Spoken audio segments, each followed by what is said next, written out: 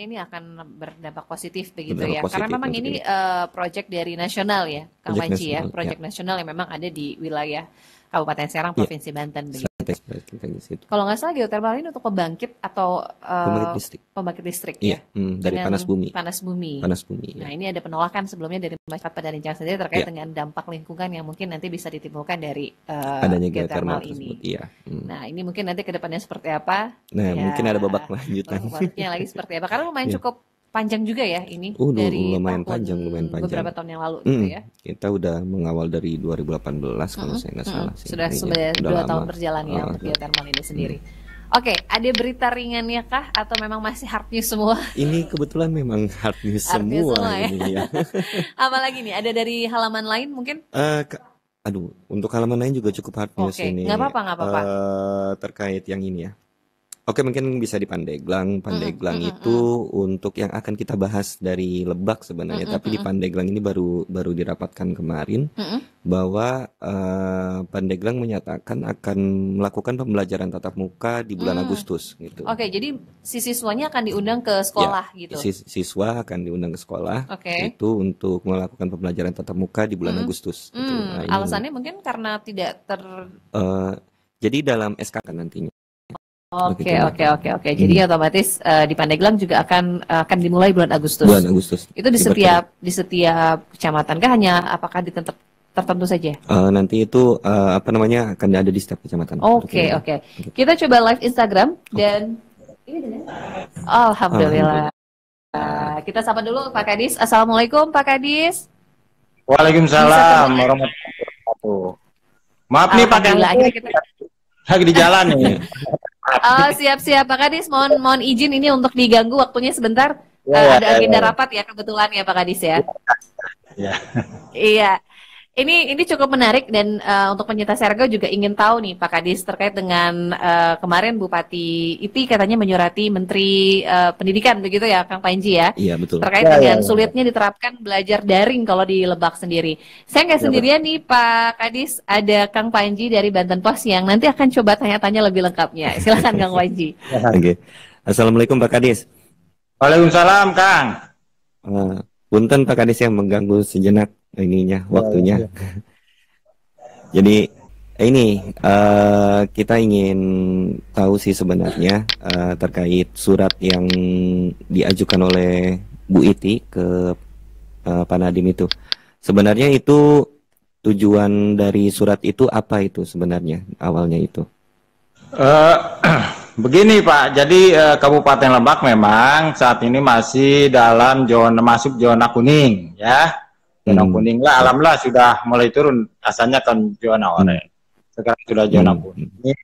Tapi sesuai dengan keputusan SKB Menteri bahwa satuan-satuan pendidikan di daerah yang zona kuning itu tidak boleh melaksanakan pembelajaran tatap muka. Dilarang ya, dengan sangat tegas di sana dilarang melaksanakan pembelajaran tatap muka dan melanjutkan BDR, belajar dari rumah. Namun demikian bahwa Lebak itu tidak boleh disamakan dengan Kota Tangerang misalnya, Kabupaten Tangerang, karena Lebak itu sangat luas, di mana banyak daerah-daerah walaupun Kabupaten zona kuning, tapi banyak daerah-daerah yang zonanya bahkan zona putih kalau kita katakan, artinya di situ tidak ada kasus PDP, ODP, apalagi positif ya. Jadi itu bisa relatif kecil risikonya untuk melaksanakan pembelajaran. Kemudian bahwa kan luas, terus banyak daerah-daerah yang memang sulit tidak masuk internet, jaringan telepon dan sebagainya, sehingga ketika kita melaksanakan pembelajaran daring memang cukup sulit ya. Oleh karena itu kami ingin melaksanakan pembelajaran tatap muka di daerah-daerah yang seperti itu. Secara risiko penyebaran kecil dan memang kita kesulitan untuk melaksanakan daring. Itu, Kang. Oke. Sebelumnya itu kan memang direncanakan ada puluhan desa ya awalnya. Tapi kalau yang dari surat ini tuh apakah untuk seluruh kecamatan atau hanya yang di zona putih dan zona hijau itu saja dari surat itu? tentu saja kita sangat hati-hati, Kang, ya, sangat hati-hati untuk melaksanakan melaksanakan tatap muka ini. Maka kita sedang menginventarisir sekolah-sekolah, terutama sekolah-sekolah SMP. Karena yang pertama, walaupun kita zona hijau, yang tahap pertama yang boleh melaksanakan pembelajaran adalah setingkat SMA dan SMP, ya.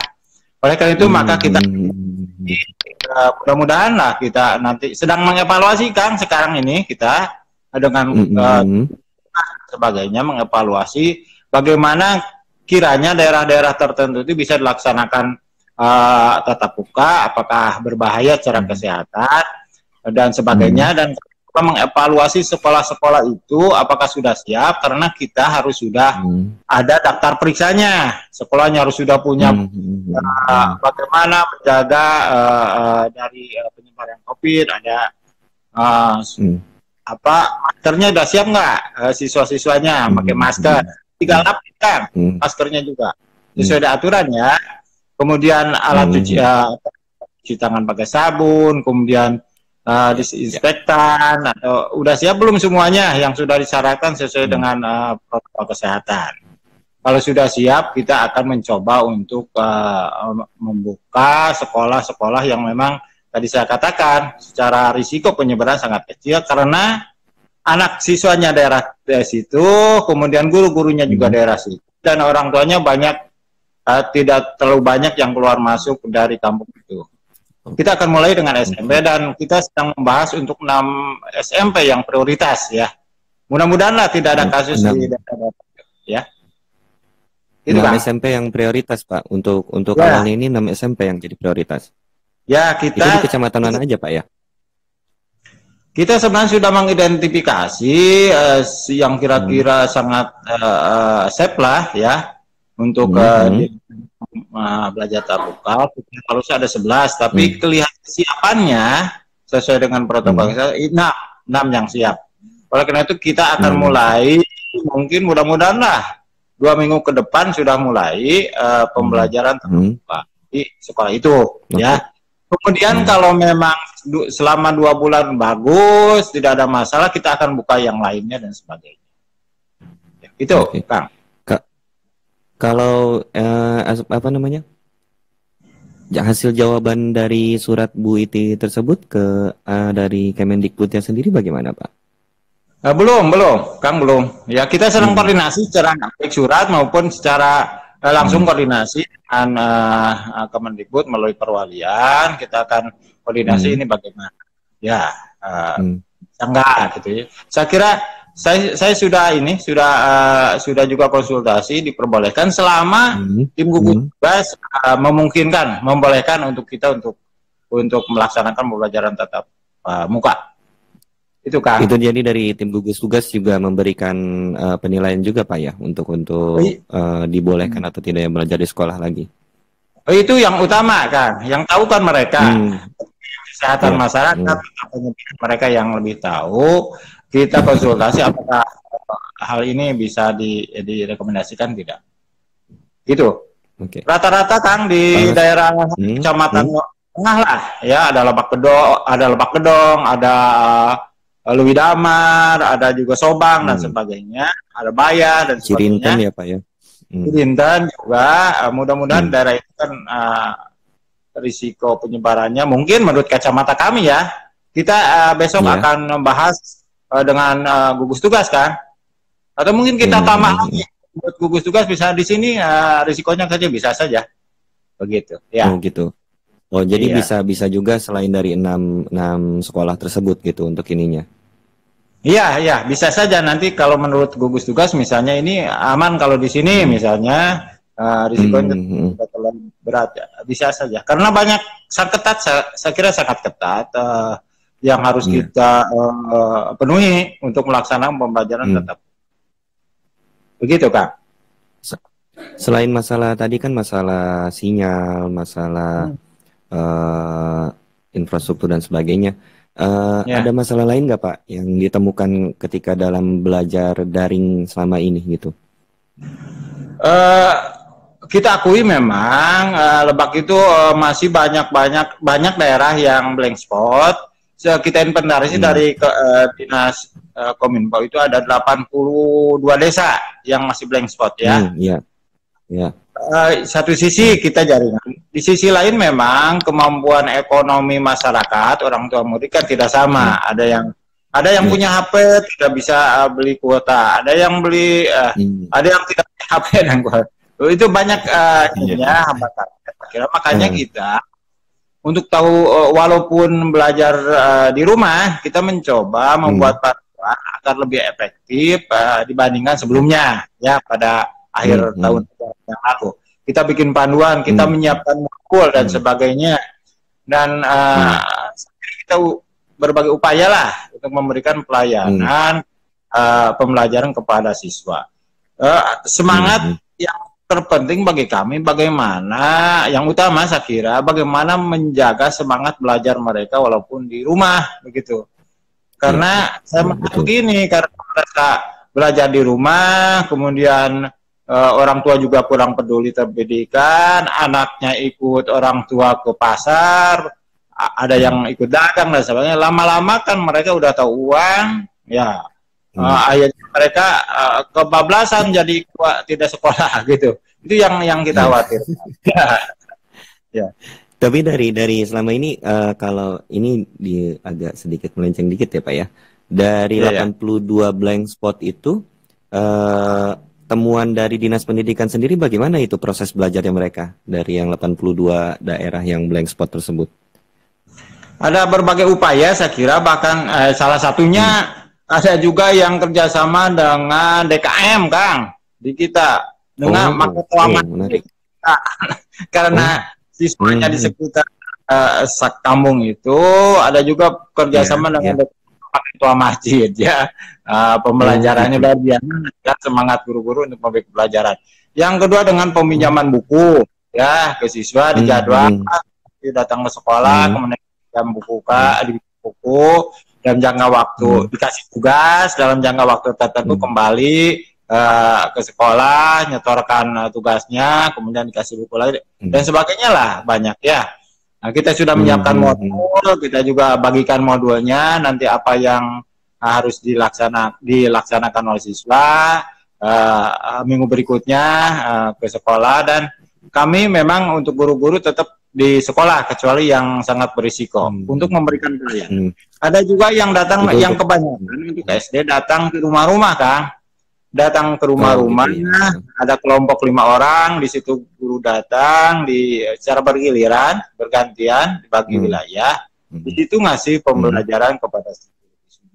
Jadi intinya bahwa kami guru-guru di Lebak dengan semangat penuh tanggung jawab bagaimana memberikan pembelajaran ke anak-anak, walaupun saya akui memang tidak efektif seperti belajar secara tatap muka seperti itu. Tatap muka itu. Ya.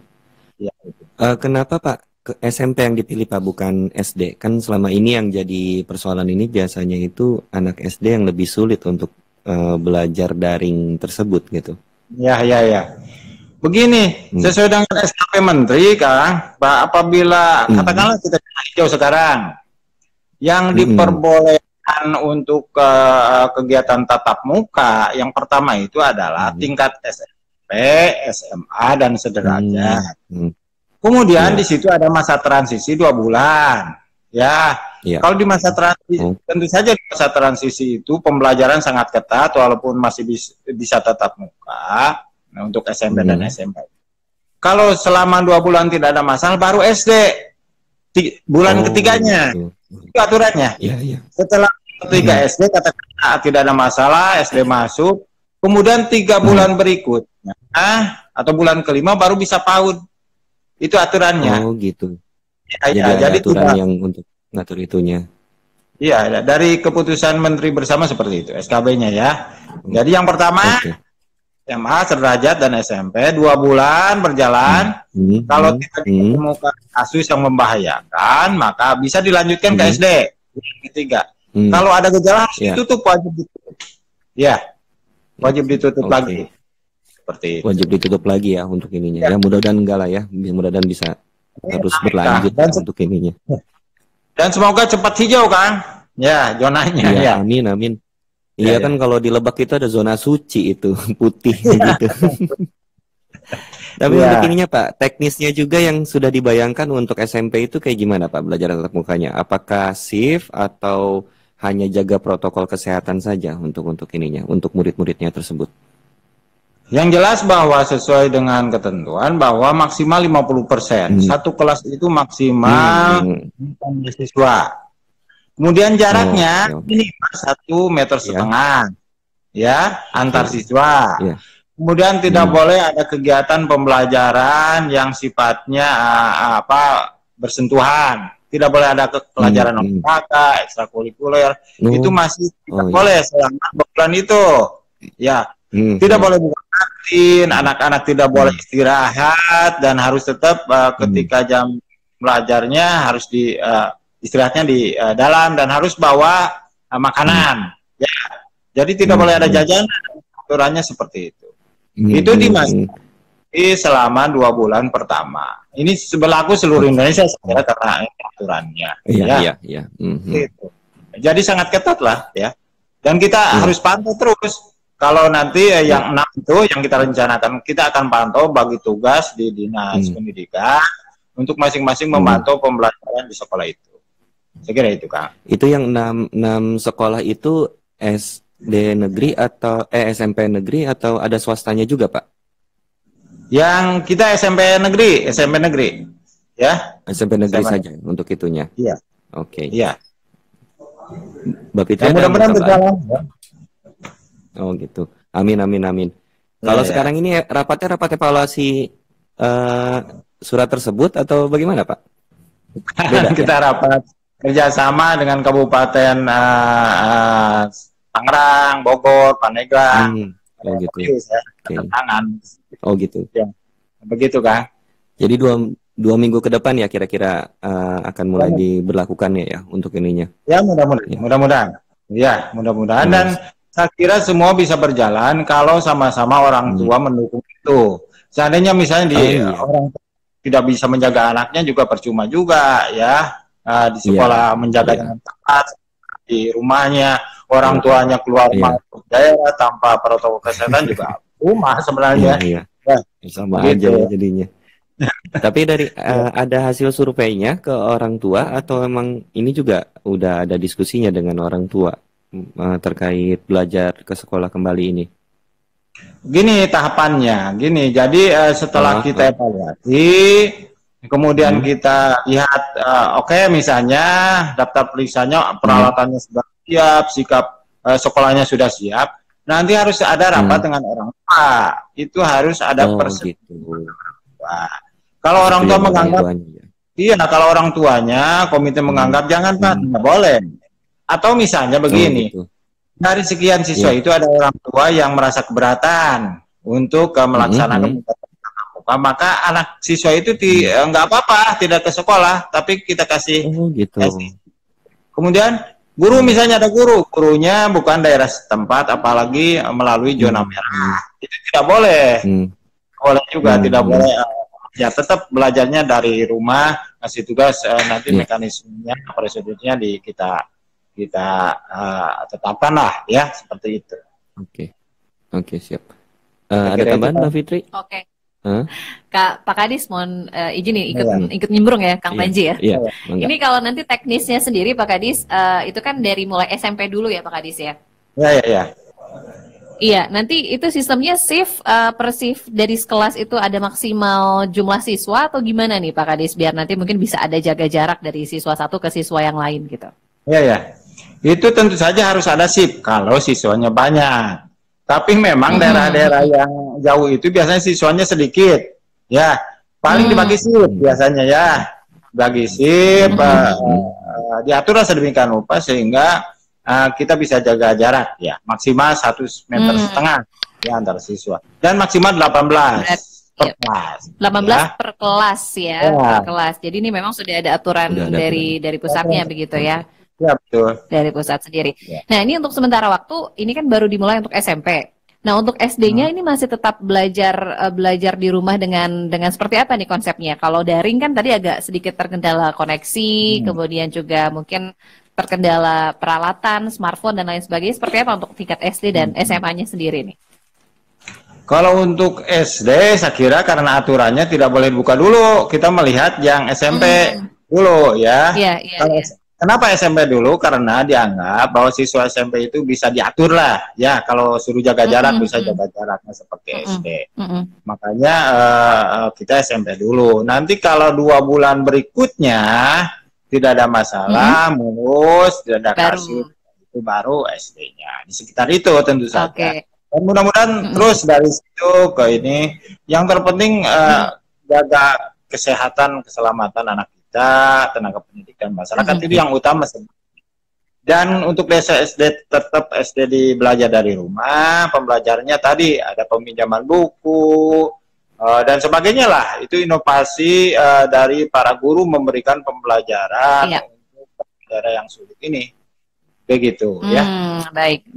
Mungkin kalau SMA SMK kebijakannya sudah di provinsi ya Pak Kadis ya. Jadi untuk yang kabupaten kota SD dan SMP ya. Ya. Kang Panji ada yang mau tanya dulu di Instagram, boleh kita bacain dulu ya. Ini ada yang menarik. Iya. Pak Kadis ini mohon izin saya mau bacakan pertanyaan dari Instagram ya Pak Kadis ya. Kenapa pendidikan harus di-shift sedangkan swalayan pasar sudah rame? bisa bantu dijawab Pak Kadis? Wah, itu yang harus tanya bukan ke Dinas Pendidikan. Sementara anak didik kita OPD lain ya. Sementara anak didik kita harus menjaga jarak ketat ya. Di sisi lain kendaraan odong-odong penuh aja tuh kenapa? Kendaraannya itu masih tetap operasi. Iya gitulah ya. Jadi bukan kapasitas saya untuk menjawab, justru evaluasi kita semua lah seperti itu ya. Iya, itu mungkin ada di OPD lain mungkin ya. Oke. Kang Panji lagi. Ya, tadi sih sebenarnya itu pertanyaannya itu udah sering ditanyakan Pak. Itu kenapa pasar ramai, kenapa tempat hiburan ramai gitu, tapi ternyata untuk sekolah ini malah ditutup. Ini apa menjawab kegelisahan tersebut juga Pak? Menjawab ramainya pertanyaan dari orang tua tersebut, atau memang ini emang hasil evaluasi dan memang ini harus dilakukan untuk menyelamatkan anak bangsa gitu? Intinya gini, kita kan ingin sebenarnya semua orang tua mendesak kami untuk membuka, apalagi yang TK ya, yang TK buka aja. Justru yang berisiko yang TK, yang SD yang berisiko. Bagaimana bayangkan ketika anak SD yang ada yang terkonfirmasi positif misalnya, itu yang repot anak harus polisi nggak bisa anaknya, pasti dengan orang tuanya. Itu anak bayangkan anak TK kalau kena, pasti orang tuanya semua kan isolasi sama orang tuanya. Orang tua kan gitu. Jadi kenapa anak lebih harus kita utamakan gitu ya. Bukan karena kegelisahan, saya kira kita juga sebenarnya semuanya ingin tatap muka ya, kita akuilah tidak efektif ya, tidak efektif, tapi bagaimana lagi memang ini saya kira ketika ada yang bisa ditatap mukakan, risikonya kecil, dan tantangan untuk belajar di rumah juga cukup besar, maka kita mencoba untuk membuka sekolah yang kira-kira bisa tatap muka, begitu aja intinya ya, bukan karena desakan, karena memang orang tua juga sudah tidak ini, dan kita merasa bahwa kira-kira aman daerah itulah gitu ya. Banyak daerah pegunungan saya kira ya, banyak daerah ya saya kira yang akan kita coba buka gitu. Tapi jadi dari sini tuh bahwa ini menjadi pilihan ya Pak ya, walaupun nanti misalkan sudah mulai dibuka, tetap kalau ada yang memilih untuk belajar di rumah diperbolehkan juga ya jadinya ya. Iya begitu. Tetap. Tergantung orang tuh misalnya dia harus, walaupun sudah dibuka orang tua merasa khawatir, nggak apa-apa, kita layani belajar di rumah ya. Itu kewajiban kami. Saya kira itu ya. Oke, mungkin Pak ada closing statement mungkin. Iya, himbauan atau ada himbauan, ada pesan untuk kepada masyarakat terkait ini. Kami lah menyadari bahwa orang tua mendesak ingin anaknya segera sekolah kembali di sekolah ya, tetap. Di sisi lain kita kita harus tahu bahwa keselamatan, kesehatan anak didik kita adalah yang utama.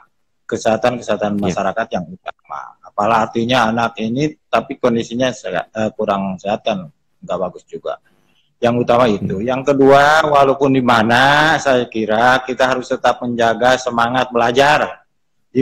Dimanapun, kapanpun, ya dalam kondisi apapun, ya harus tetap semangat belajar. Dan kami berupaya bagaimana memberikan pelayanan, walaupun saya kira tidak seefektif yang biasa, tapi kita berupaya bagaimana agar ini lebih.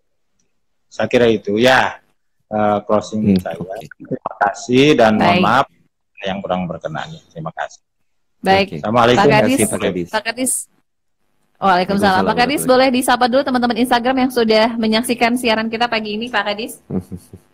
Terima kasih terus bergabung dengan namanya lupa lagi. Saranggawe. Iya, Saranggawe, Pak. Saranggawe ya. Tetap bergabung. Atur nuhun ya, Pak. Ya, tetap semangat dan jaga kesehatan. Tetap pakai masker. Atur nuhun sudah. Betul. Ya.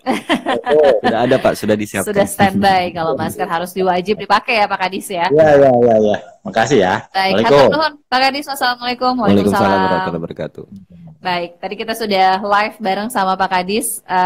Ini cukup menarik begitu ya, dimana kalau Kabupaten Lebak tadi Kang Panji bilang ini masuknya zona hijau ya sebenarnya. Ada juga zona putihnya gitu ya. Jadi tadi disebutnya malah zona orange. Maksudnya sudah zona orange. Zona orange. Berarti sudah ada kasus ditemukan ada di kasus sana ditemukan, ya. tapi sudah mulai menurun. Tapi ada beberapa kecamatan yang saya tahu memang ada beberapa kecamatan yang zona putih itu. Oke. Yang zona putih. Jadi kenanya makanya jadi warnanya orange.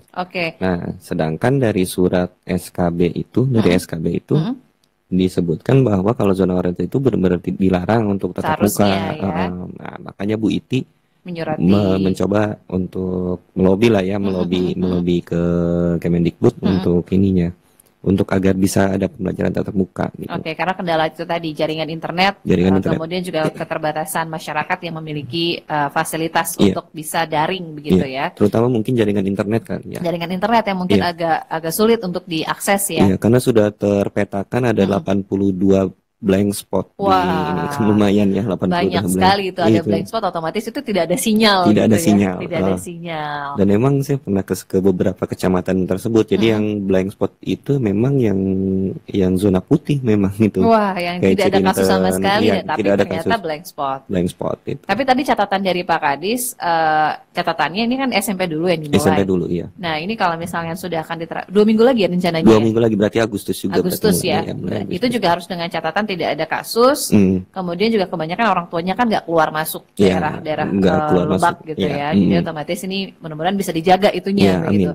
Tidak ada yang masuk dari luar, terus yang di dalam juga tidak keluar gitu. Itu yang ininya. Jadi emang tadi juga menarik juga sih kalau dimulai dari SMP. Kalau di Pandeglang sih tadi informasinya sih mulai semuanya malahan kalau di Pandeglang. Tapi kalau untuk Lebak mulai dari SMP. Mungkin karena perbedaan zona kali ya. Lebak udah zona orange, ini Pandeglang mungkin zonanya beda gitu ya. Nah, ini menarik juga ketika ada, kalau tadi dengar dari perkataan Pak Kadisnya itu emang udah sistematisnya itu udah dijelaskan gitu.